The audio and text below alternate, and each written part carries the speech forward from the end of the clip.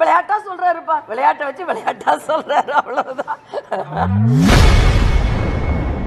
தவிக தலைவர் விஜய் குறித்த கேள்விக்கு பாஜக மூத்த தலைவர் தமிழிசை சவுந்தரராஜன் சிரித்துக்கொண்டே பதிலளித்துள்ளார். தமிழ்நாடு அணி டெல்லி அணின்னு தான் சொல்றாங்க. முதலமைச்சர் கூட சொல்லிட்டு இருக்காரு. கிரிக்கெட்ல கூட தமிழ்நாட்டு அணியை டெல்லி அணி தோற்கடிச்சது கிடையாது. அணினா அது டிவிக்கு தான் தமிழ்நாட்டுல. விளையாட்டா சொல்றாருப்பா, விளையாட்டை வச்சு விளையாட்டா சொல்றாரு, அவ்வளவுதான். அது கரெக்ட்.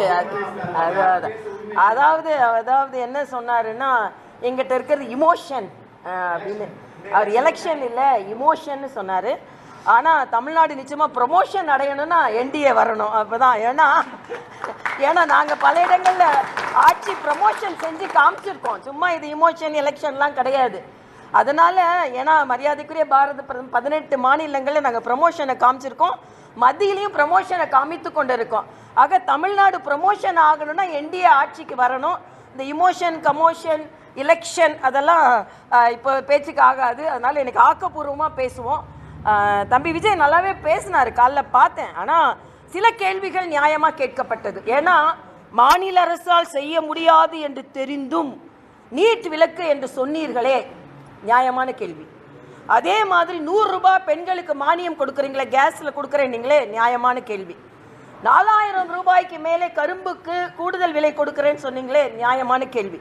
ஆக இந்த நியாயமான கேள்வியை மட்டும் தமிழக மக்கள் எடுத்துக்கொண்டு இந்த டெல்லி அணி சென்னை அணின்னு விளையாட்டா சொல்கிறதெல்லாம் விளையாட்டா விட்டுருங்க அப்படின்றதான் எனது கருத்து. அதனால் நிச்சயமாக திராவிட முன்னேற்ற கழகம் தோற்கடிக்கப்பட வேண்டிய ஒரு கட்சி. என்ன வாங்க வாங்க வாங்கன்னு யாராவது அறிவாலய நிழலில் போய் நின்னா, கூட்டணிக்கு வந்திருக்கீங்களா, வாங்க வாங்க வாங்கன்னு கூப்பிட்டு சேர்க்கிற நிலைமையில் இன்னைக்கு திமுக இருக்கிறது. பதற்றத்தோடு இருக்கிறார்கள். அதனால் முதலமைச்சர் சொல்கிறார், நான் கடுமையாக உழைத்து கொண்டு இருக்கிறேன். நான் திட்டமிட்டதற்கு மேல் உழைச்சி உங்கள் பையன்கிட்ட கொடுக்க போகிறீங்க ஆட்சியை, அதுக்கு தானே உழைத்து கொண்டு இருக்கிறீர்கள். ஆனால் அது நடக்காது என்பதான் நாங்கள்லாம் சொல்லி கொண்டிருப்பது. மக்களுக்கான ஆட்சி, தேசிய ஜனநாயக கூட்டணி ஆட்சி. அதிமுக முதலமைச்சர் அண்ணன் எடப்பாடியார் அவர்கள் அதை தெளிவாக தேசிய ஜனநாயக கூட்டணி சொல்லிவிட்டது. அதனால் தேசிய ஜனநாயக கூட்டணி வெற்றி பெறும் என்பதை நான் இந்த ஹோலி பண்டிகையில் வண்ணமயமான இந்த விழாவில் எண்ணமயத்தோடு சொல்கிறேன். செய்திகளை உள்ளது உள்ளபடி தெரிந்து கொள்ள ரெஃப்ளெக்ட் நியூஸை சப்ஸ்கிரைப் பண்ணுங்க.